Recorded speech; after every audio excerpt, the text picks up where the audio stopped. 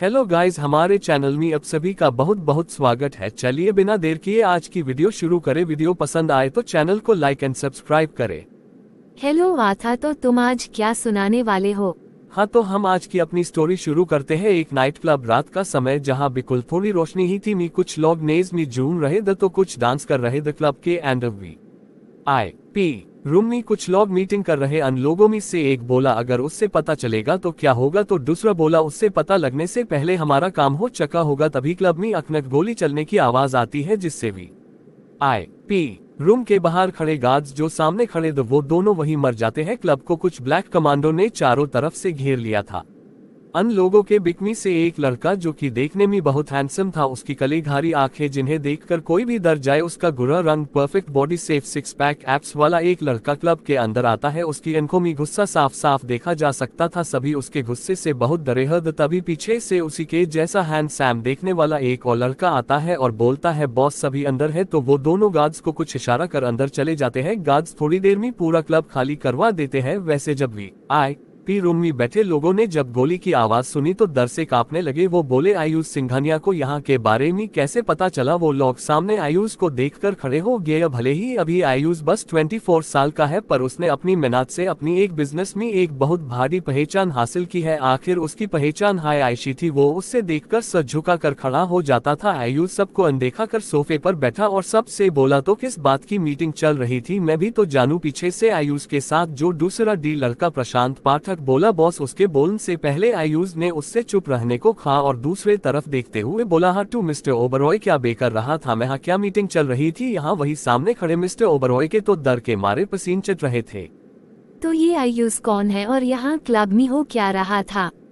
तभी उन लोगों में से एक लड़का, जिसका नाम ऋषभ था, बोला, वो यहाँ। तभी आयुष ने अपनी गन को उठाया और उसके कुछ बोलने से पहले उसके सर तुरंत एक गोली मार दी और बोला, जब मैं मिस्टर ओबरॉय से बात कर रहा हूँ तो तुम्हें बोलने को किसने कहा? मुझे आयशे लोग बिल्कुल पसंद नहीं जो मेरी बात नहीं मानते। वही उसके इस रूप को देखकर सभी डर से का ऐप रहे। दी ओबरॉय डरते हुए बोला, वो तो आयुष बोला, आगे बोलता है या गोली मारू? वो बोला, हम तुम्हारा कंपनी को बर्बाद करने की तैयारी कर रहे थे। ये सुना तो आयुष की आंखें गुस्से से लाल हो चुकी थी। उसने गुस्से में एक एक करके वहां खड़े 6 लोगों को भी मार दिया और पाठक से बोला, ये सब 5 मिनट्स में क्लीन होना चाहिए, समझ गए? और जल्दी ऑफिस आकर मेरी अगले मीटिंग की तैयारी करो, समझ गए ना? और हाँ, मुझे मीटिंग से पहले सामने वाले की पूरी इन्फॉर्मेशन चाहिए, तो जल्दी काम पर लग जाओ। आयुष की बात सुना तो पाठक बोला, यस बॉस। आयुष वाहन से बाहर आया और अपनी कामी बैठकर सीधे घर यानी सिंघानिया विला में आ गया। आते ही एक सर्वेंट ने उससे पानी दिया। पानी पीने के बाद वो रूम में गया और सीधे जाकर बेड पर सो गया। वही दूसरे तरफ एक बहुत ही खूबसूरत लड़की, जिसके काले घने बाल, गोरा रंग, परफेक्ट बॉडी, सेफ गुलाबी होठ, जिसमें वो सोई हुई बहुत सुंदर लग रही है। उसकी नींद उसकी फ्रेंड मीशा के चिल्लाने से खुलती है। मीशा बोली, बस कर यार ट्यून, आज तू नींद में मुझे भी फेल कर दिया। वैसे तू भूल गई क्या कि आज हमारे रिजल्ट्स आने हैं? ये सुनते ही वो लड़की झटके से उठी और बोली, मीशा आज अगर तेरी वजह से लेट हुआ तो तुझे मैं नहीं छोड़ने वाली। कितनी बार बोला था मुझे सोने दे, नहीं तू सुबह उठने में लेट हो जाएगा, पर तू जब सुने टैब ना। मीशा बोली, इश्की मुझे बड़मी सुनाना, अभी तैयार हो वरना लेट हो जाएगी। इससे की मीशा को बुरी तरह घुरते हुए बाथरूम में चली गई। 10 मिनट्स में रेडी होकर आ गई मीशा और इससे की दोनों साथ में कॉलेज को निकल गए। आज उनका MBA 1 ईयर का रिजल्ट आने वाला था। वो दोनों जैसे ही कॉलेज गया सबसे पहले अपना रिजल्ट चेक करती है। ओ, तो मीशा और इसकी की बेस्ट फ्रेंड है, तो आयुष की कोई फैमिली या दोस्त है या नहीं? वैसे उसकी हरकतों से नहीं लगता कि उसकी फैमिली या दोस्त है। नहीं, आयुष की एक प्यारी सी फैमिली है, जिसमें उसके मम्मी यानी सुनैना, पापा रोहन सिंघानिया और एक भाई BN रोहन और बांडू है, एक आरूही और ईशा है। लेकिन उससे सभी बहुत डरते हैं, खासकर ईशा, क्योंकि वो रोज कुछ नया कांड करती है। वही रूहान भी कम शरारती नहीं, पर आयुष को देखने के बाद इनकी बोलती बंद हो जाती है। वैसे तो आरूही इन दोनों से बड़ी, पर इन दोनों को परेशान करने का कोई मौका नहीं छोड़ती। आज ईशा का भी रिजल्ट आने वाला था, तो आयुष ईशा से बोला, आज मैं तुम्हारे कॉलेज से आने का वेट करूंगा, तो रिजल्ट लेकर शीघ्र घर आना।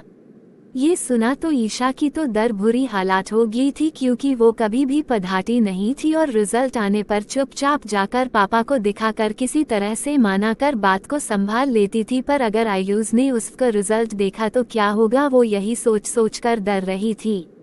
वही जब मीशा और इसकी ने अपना रिजल्ट देखा तो बहुत खुश हो गई। इसकी ने तो टॉप किया था और मीशा को तो पासिंग मार्क्स से ही खुश थी। वही जब ईशा का बी ए सेकेंड ईयर का रिजल्ट आया तो वो फेल थी। अब वो तो बस आयुष के बारे में सोच कर ही डर रही थी। वही आयुष भी उससे परेशान करने लिए दूर के सामने हॉल में सोफे में बैठे कॉफी पी रहा था, साथ ही पेपर पढ़ रहा था। उसके पापा उसके पास आकर बैठे और बोले, बेटा आपका काम कैसा चल रहा? आयुष बिना कुछ बोले हाँ मी सहेला देता है। पापा बोली, मेरी दोस्त की एक बेटी तुम्हारे साथ ऑफिस में काम करना चाहती है, तुम उससे भुला लेते तो? आयुष बोला, उससे ऑफिस भेजे दीजिएगा, इंटरव्यू में सिलेक्शन हो गया तो काम कर सकती है। उसके पापा बोले, बेटा आप उससे आयशर जॉब नहीं दे सकते? तो वो बोला, ना मैं अपनी ऑफिस में किसी का IQ लेवल को जाने बिना जॉब नहीं दे सकता, जब चाहिए तो इंटरव्यू तो देना ही होगा। मोहन जी बोले, ठीक है बेटा।